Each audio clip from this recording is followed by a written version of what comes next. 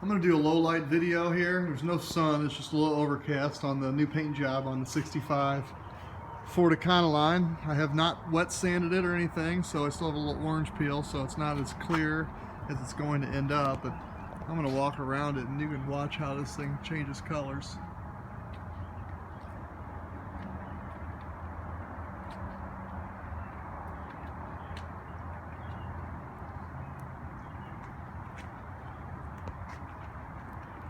Got a really neat gray to green to blue flip. As you get right here, you'll see it flip to green and then the blue.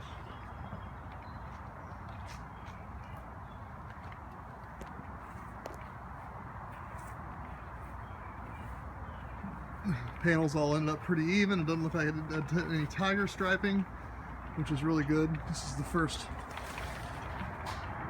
vehicle this size I've ever painted. And there it is.